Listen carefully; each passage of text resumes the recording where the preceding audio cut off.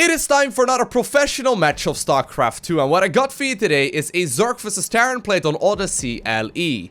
Spawning in the southeast corner, playing with the red Zerg pieces, we've got none other than Nerchio.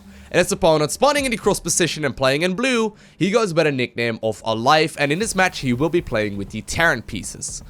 Now, if you've been watching the live stream over the last couple of weeks, you may have noticed that I've been trying to keep a close eye on all of the strategies that Nerchio is executing in StarCraft 2. I've been really impressed with the way that he's approaching the game right now, and I've been trying to incorporate as many of the little clues that he seemingly is using in his strategies into my own playstyle as well, and it's been going very, very well. I've been climbing the ladder. I'm currently right around rank 250 or so in Europe, just a little bit below Grandmaster League, but we've been making a lot of solid progress, and it's mostly due to the fact that Nerchio's strategies are looking on point right now. Ever since I recently saw him play at the DreamHack tournament that went down just a few weeks ago, I've been thoroughly impressed with his strategies, and it's an absolute blast to watch, in particular against Zerg vs Terran.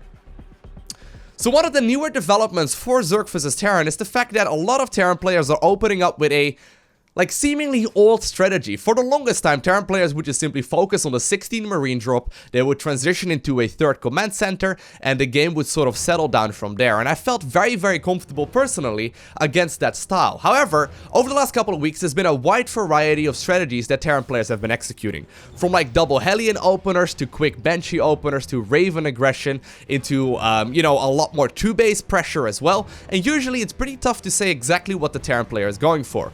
Now, I personally feel really comfortable against the 16 Marine drop, but not so much against the wide variety of builds that Terran players have been going for. So we'll keep a close eye out on exactly what is going on in this match, because Alive is definitely one of those guys that's not afraid to mix it up. He's one of the best Terran players in the world right now. He's an absolute blast to watch. He's very, very good. And as you may have noticed right now, he's also following this up with a Marine already. And I love this. Super smart play right there by Alive. So Nerchio is one of the few guys that generally opens up with a spawning pool first as well, and as you can see right here, these Zerglings are going to be bypassing the Reaper brilliantly. Now normally this would be a big trouble for the Terran player, because these Zerglings can nibble away at the worker that is currently creating the command center, because the Reaper could not spot the incoming Zerglings. Right here, Alive scouts exactly what's going on, and he's immediately returning that Reaper home, not knowing how many Zerglings are across the map. First Zergling going straight after that ramp as well. The Marine manages to shoot that one down, and apparently the second one will be able to delay the SCV that's command center building right now, or is building up the command center rather, and it slowed it down a little bit, but that was pretty much as spot on for defense as you can possibly hope for if you are the Terran player right now. As you can see, indeed, Alive is also following this up right now with a starport as well as that factory. So Alive is going for that really old, new school kind of strategy. This is one of those things that came back into the meta a little while ago, and this is one of the things that I've personally been struggling with a lot. So this is not necessarily mech play. While Alive can transition towards mech from here on out, usually it's just gonna be 4 to 6 to 8 or so Hellions, with sometimes a follow-up with, for example, Banshees or Ravens, or a whole lot of biological-based units as well, so Marine Marauders and Medivacs. We'll keep a close eye out on exactly what Alive has got planned right here. Will he be switching those over? Looks like it's not going to be the case, and instead, he's going for that quick Medivac. One of the things that Terran players, for example, have also been doing, while we have a look at the Reaper right here that's just simply scouting, is load up the Hellions into Medivacs and drop them into the main base, and it's rather tricky. Now, this is what Nerchio has been going for in a lot of the games that I observed him play, okay? And it's one of the styles that I've been playing a lot myself as well, after noticing that Nerchio plays this too. Usually, and I don't know if it's going to be the case right here, but usually, if his opponent goes for a Hellion-based opener, a really aggressive 2-base kind of style, and the Medivac, by the way, does pass by that Overlord, he goes for a Hive Tech really early on into the match. He plays hyper defensively, doesn't really take any losses from any of the aggression, and he rushes up to Ultralisk. The thing that Terran players are weak against are Ultralisk, because the thing that, of course, causes all of these units to come out early is the lack of upgrades. Usually, Terran is not going to be capable of getting their, upgrades nearly as early on into the match as you may anticipate with other build orders, like, for example, the 16 Marine drop. And, Nerchio has been bypassing that absolutely brilliantly by teching up towards those Ultras really early on into the match. And this is what I love. Look at this. Nerchio scouted that these, Hellions were coming in on the other end of the map already. He saw that with the Overlord right here, and he countered the initial drop absolutely brilliantly. Now, of course, this will all come down here to the control of Alive. If Alive is capable of dealing a lot of damage, much, the Zerg player will be slowed down a lot. But already, the drone count is starting to ramp up. Hellions are taking a little bit of damage. These roaches will be able to push them away right now for the time being. There's really not going to be much of a follow-up here from Alive out of that starport other than additional medevacs, and it looks like he's just going to simply build up that biological-based army.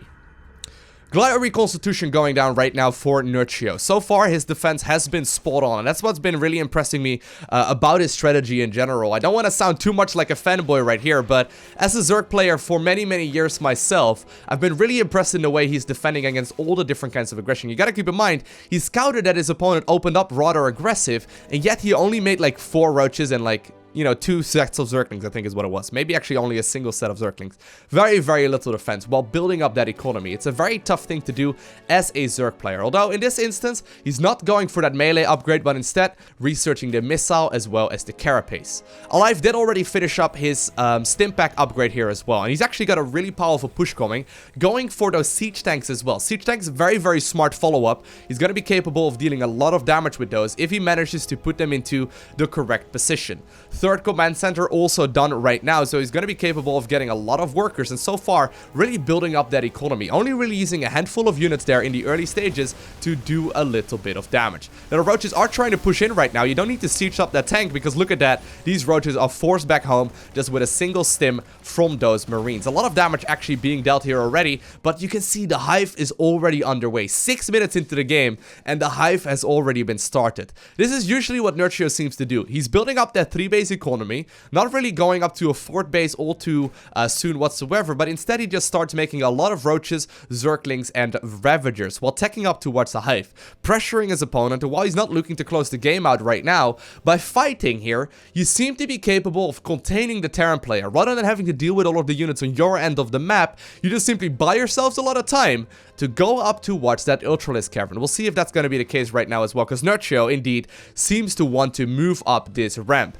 Hellions and Marines, though, are already here to greet it on top of all of those Zerglings, or all of these siege tanks as well. Zerglings are trying to go for this around right here. Bios are going down, and actually a lot of these units do end up falling. It looks like Alive was preoccupied for just a little bit, but of course Marines with solid upgrades will be able to shoo away those roaches, and that is what I've been, having issues with myself. If you go for Roach Ravager, right, if you get stuck on this unit composition, you may just straight up lose out the game because the bio army just benefits so much from all of those +2 and in particular the +3/+3 upgrades. The longer that this game goes on, the more difficult this is going to be for the Zerg player in red, just because of the sheer amount of upgrades, and roaches are not going to be able to cut it at this point in time. However, Ultralisk cavern already halfway done, really rushing up to as many of those Ultralisks as you possibly can while still being safe here at this point in the game. We do see that +1 melee upgrade going down as well, and I don't think that Nerchio will really be focusing on all too many roaches anymore.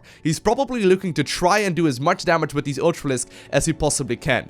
Chitinous plating already being researched 8 minutes into the game, 3 Ultralisk on the production tab as well, and while Alive's army is currently moving across the map, he's gonna have a very hard time engaging all of those units once the Ultralisks come out. Now Ultralisks do take a very, very long time to build, but the creep spread should be capable of slowing down the Terran player here for a while. 2-2 about halfway done. There are a couple of infestors here as well. One thing to note, of course, is that they are pretty much impossible to spot if they are burrowed right now. They are currently thinking about nerfing those units just a little bit to make it easier for Terran players to spot these burrowed infestors, but for now they're not burrowed whatsoever. They're just simply waddling around trying to buy some time, and the Ultralisk are out right now as well. They're going to be capable of tanking so much of this damage, in particular once chitinous plating comes out. We do see a couple of those Marines and Marauders stimming forward to try and clear out the creep, slowing down the Zerg's advancement, but this is exactly what the Zerg player is looking for. Alive, however, his macro has been on point. Look at the supply count.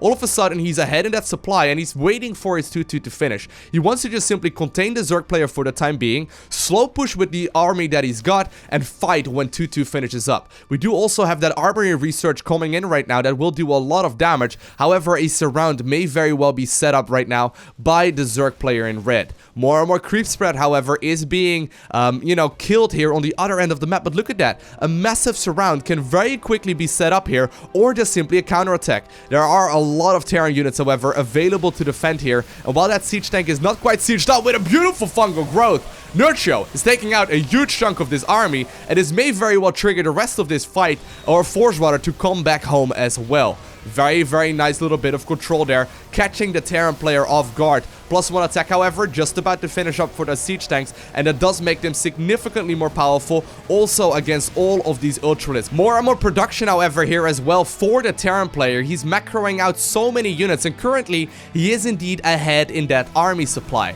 Ultralisk, looking to engage against all of these Marines, Marauders, and siege tanks. Very, very tricky engagement to take, because while these Zerglings are going to be capable of nibbling away at the supply depot, they're not really dealing all that much damage. Very tricky choke to fight into. The Ultralisk do decide that they want to engage, and so many end up falling here for practically free. They deal a lot of cleave damage, but at the same time, the Zerglings are ravaging that mineral line after knocking down those depots. Beautiful wall there by Alive, slowing down those Zerglings for so very long, and all of a sudden Nerchio's supply count is starting to look very, very solid. Fourth base now also secured here by the Zerg player in red, and while so far he's done a reasonable amount of damage, this is still looking tricky, in particular once those upgrades finish up. 3-3 is a very important upgrade, just because Marines and Marauders start dealing so much more damage to this army if they manage to get those units out. At the same time, though, more and more Zerglings as well as Ultralisk are indeed being produced.